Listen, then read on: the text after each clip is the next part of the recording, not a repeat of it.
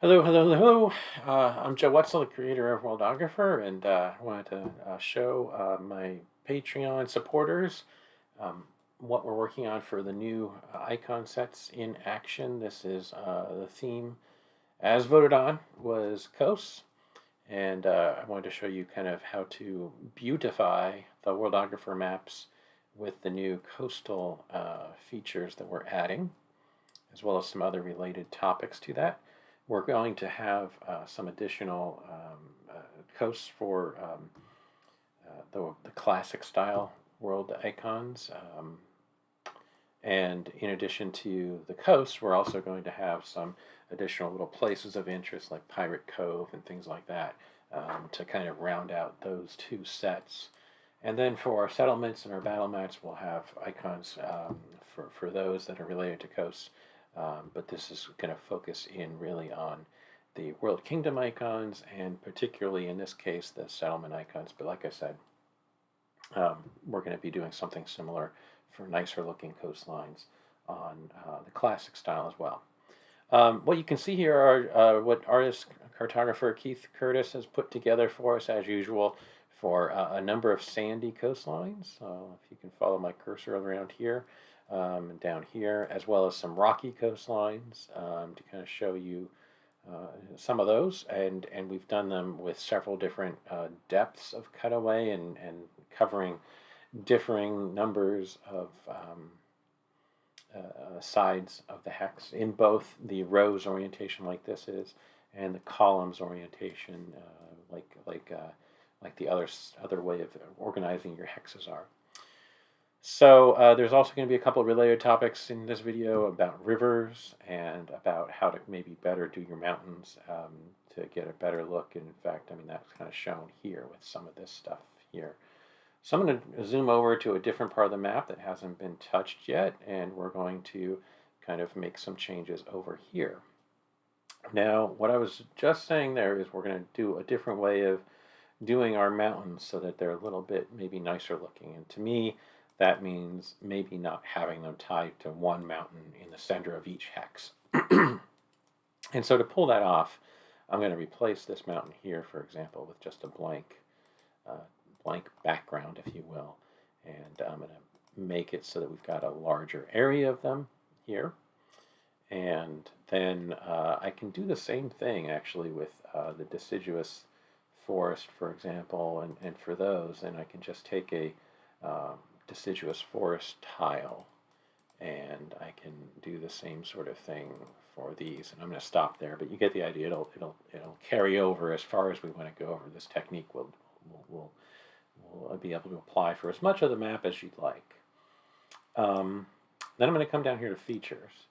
And in features, I had it set for showing the different individual mountain icons, but with the coastline, it's going to be easier for me to put down the coast because the features by default are going to be drawn in the reverse order of how they're placed. So they're going to be drawn, or rather in the order that they're placed. So we want to put down our coast first because if we have a mountain that kind of overlaps a coastal area that cuts in here, I'm going to want to have that coastal area down first and then the mountain on top of it because I want the tip of that mountain to show up over that. So I'm going to change this here to, right now they're named with rows for all the row ones and calls, and so it's easier for me to find them this way, but probably before we release them, we'll probably have them renamed a little bit differently.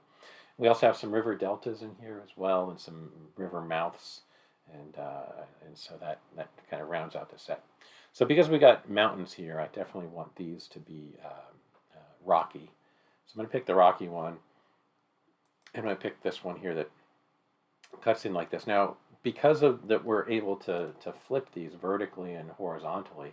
I can cover this particular feature for the coast can work this way, or it can be the upper two. So I'm going to use that to be the upper two.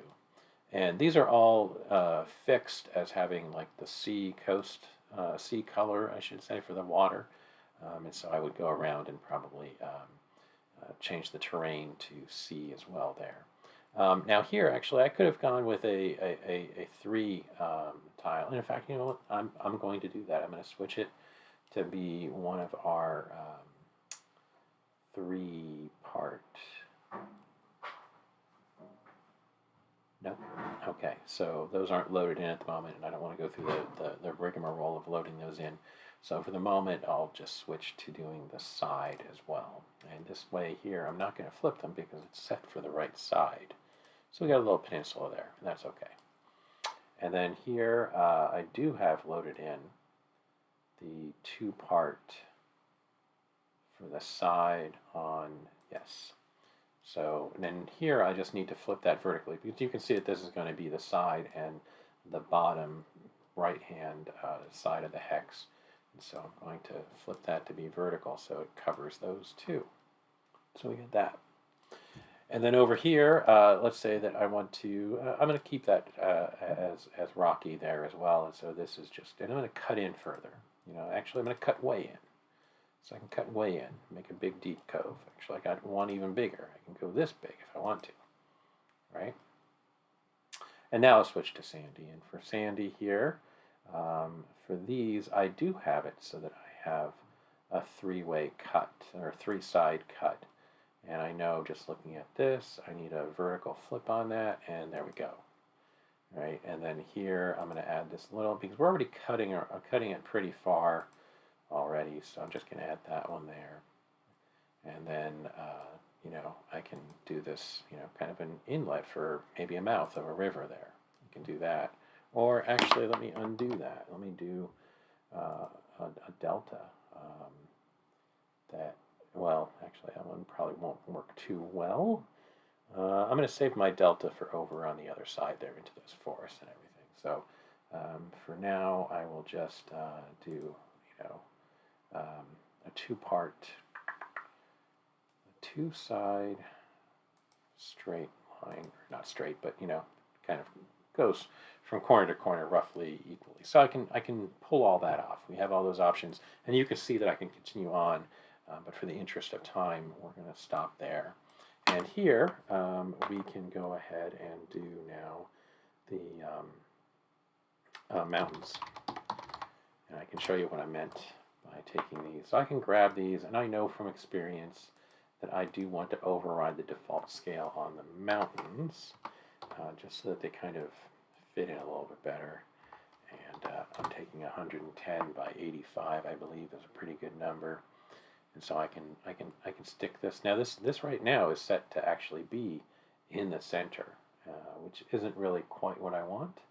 So I can then hit place freely, and then I'm able to kind of put it exactly how I want it. And so I can put this one here, and it works best if you've seen my prior videos on this technique, to kind of work your way down from, you know, back to front. And so I'm going to want a little bit of a different, yeah. So I kind of want something that's going to stand out a little bit more. Maybe this here will give me something, yeah.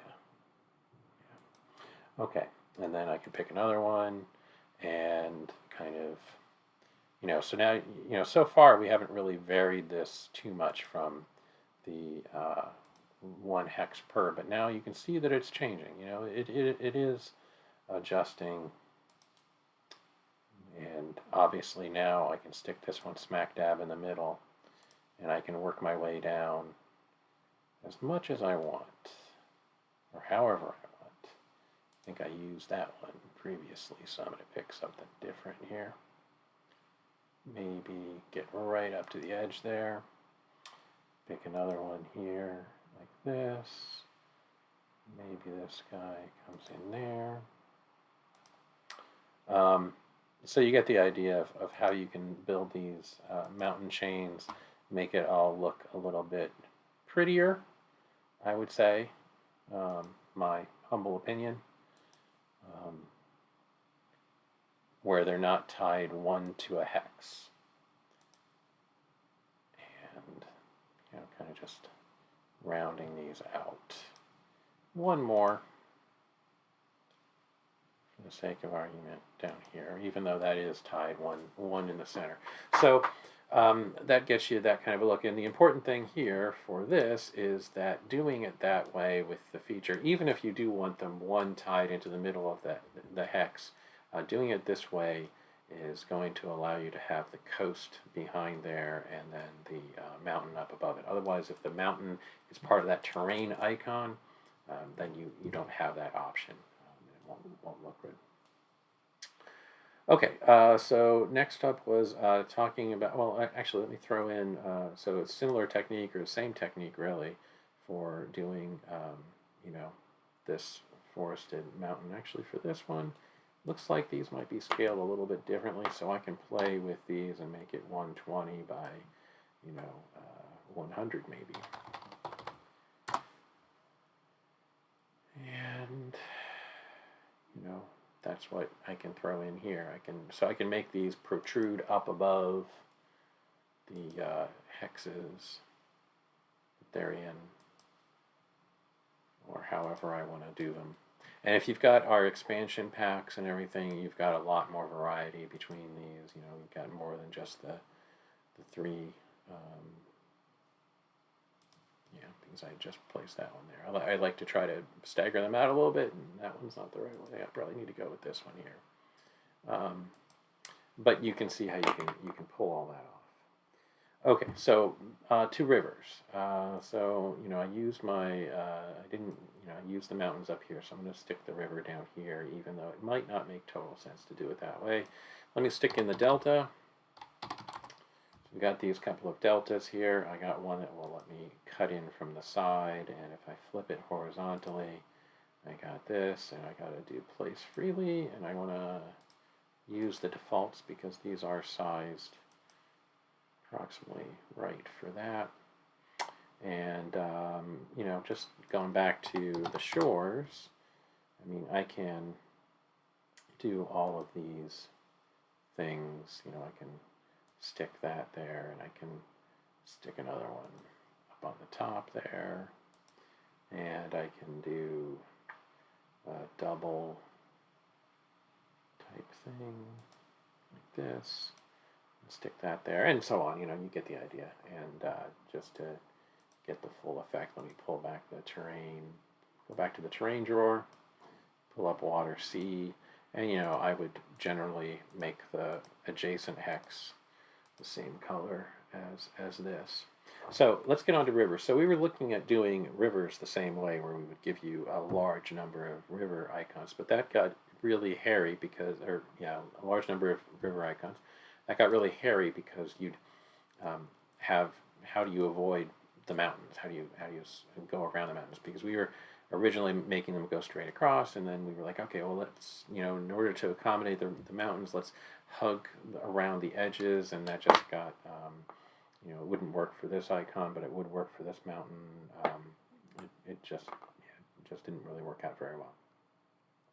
So if I go to shapes here, and if I pick line, and from prior testing here, I got to this point. These aren't quite the right colors, but you'll get the idea. We'll we'll test that a little bit more yet before we release it, and we'll probably be adding a new preset, which is kind of like Isometric river or something like that, which matches up with this. But the important thing here is we added a drop shadow and a box blur, and that gets us much closer to the color here and the width and the size of that. And so you can see, you can just click here, click around. You probably wouldn't have your river flow that way, but you get the idea. And by playing with these settings, I can make it more prominent what that riverbed might look like. I can make it less prominent. I can make it much wider, less wide. But we're going to play with those to kind of get some default values that get you very close to what we have here in the riverbed that Keith has created for the delta. So I think that pretty much covers everything. The only caveat that I want to add is that if you do use the World Kingdom continent levels, you're going to run into problems with this, unfortunately, because these are features, and these coastlines are features And so you're going to get that feature plopped down in that one spot. And so you're going to have to, in fact, when you put these features down, when you put these coast features down, you're probably going to want to set them to world only. Turn off continent, kingdom, province. And then when you do build the world level, you're going to want to revise these coasts and do them again with